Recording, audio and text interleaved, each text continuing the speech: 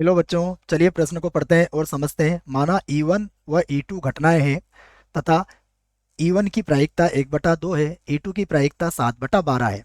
उसके बाद E1 नहीं, E2 नहीं की प्रायिकता 1/4 है। तो जांच कीजिए कि क्या E1 व E2 स्वतंत्र घटनाएं हैं। तो यहाँ पर हमें बताना है कि E1 और E2 स्वतंत्र घटनाएं हैं या नहीं है। तो प्रश्न को हल करने से पहले हम प्रश्न के लिए मुख्य अवधारणा लिख लेते हैं। तो प्रश्न के लिए अवधारणा मुख्य अवधारणा में हम इस बात को कहेंगे कि यदि ई और एफ स्वतंत्र घटना हो तो क्या सूत्र लगता है। तो मैं यही बात लिख देता हूं कि यदि ई तथा एफ स्वतंत्र घटना है, स्वतंत्र स्वतंत्र घटनाएं है, तब तब जो आपको बात याद रखना है कि यदि ई और एफ स्वतंत्र घटनाएं हैं तो ई सर्वनिष्ठ एफ की जो प्रायिकता होती है वह बराबर होती है ई की प्रायिकता और गुणा एफ की प्रायिकता के बराबर होगी। यह बात आप याद रखें। अब प्रश्न के अनुसार एक और बात आपको इसमें याद रखना पड़ेगी कि ई नहीं और इंटरसेक्शन या सर्वनिष्ठ एफ नहीं की जो प्रायिकता होगी वह भी किसके बराबर होगी।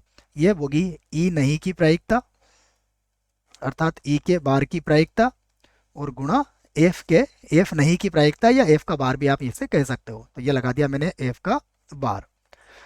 और भी सूत्र होते हैं परंतु इन सूत्रों से इस प्रश्न में हमारा काम हो जाएगा। तो आइए अब जो प्रश्न में दिया है हम उसे लिख लेते हैं। तो सबसे पहले हम यहाँ पर कहेंगे कि हमें E1 की प्रायिकता दी हुई है। तो मैं लिख लेता हूँ, घटना E1 की प्रायिकता कितनी है, 1/2 हमें दिया गया है। उसके बाद E2 की प्रायिकता भी दी गई है। तो घटना E2 की प्रायिकता यह कितनी है, यह है 7/12 के बराबर। उसके बाद एक और बात दी गई है उसे भी लिख लेता हूँ। यहाँ पर E1 नहीं अर्थात E1 का बार और इंटरसेक्शन E2 का बार, यह हमें दिया गया है 1/4। तो ये कुछ बातें हमें दी गई है। अब हम यहाँ पर क्या ज्ञात करेंगे, देखिए E1 1/2 है तो यहाँ पर हम ज्ञात करेंगे E1 का बार। तो E1 का बार की प्रायिकता अर्थात ई नहीं की प्रायिकता क्या हो जाएगी, एक में से इसे 1/2 को घटा देंगे तो हमें क्या मिलेगा, जब एक लघुत्तम लेंगे तो फिर से 1/2 ही मिल जाएगा। उसके बाद अब E2 का जो बार लगाएंगे और इसकी प्रायिकता लिखेंगे। तो इसकी प्रायिकता के लिए हम एक में से 7/12 को घटा देंगे। तो ये मैंने 7/12 को यहाँ पर घटा दिया। तो ये लघुत्तम लेंगे तो ये कितना आ जाएगा, ये आ जाएगा 5/12। अब हम इन दोनों का गुणा करके देख लेते हैं जैसा कि हमने मुख्य उदाहरण में लिखा है। तो अब हम गुणा करेंगे सबसे पहले E1 के बार की प्रायिकता और गुणा E2 का जो बार होगा उसकी प्रायिकता। तो ये हो जाएगा 1/2 और गुणा में हो जाएगा 5/12। हल करेंगे तो कितना आएगा, ये हो जाएगा 5/24। परंतु हम यह किसके बराबर होना था, यह बराबर होना था 1/4 के। तो हम कहेंगे यह 1/4 के बराबर नहीं है। तो इसका अर्थ यह हुआ कि E1 और E2 स्वतंत्र घटना नहीं है। तो यहाँ पर हम कह सकते हैं अतः अतः E1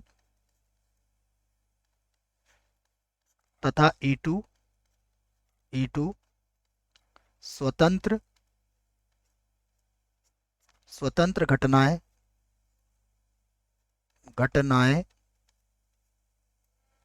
नहीं है। यह लिखना पड़ेगा हमें, नहीं है। तो हमारे प्रश्न का उत्तर हमें मिल चुका है। हमसे पूछा गया था कि जांचिए कि क्या E1 E2 स्वतंत्र है, तो हमारा जवाब क्या है, E1 व E2 स्वतंत्र नहीं है। आशा करता हूं बच्चों आपको इस प्रश्न का उत्तर समझ में आया होगा। धन्यवाद।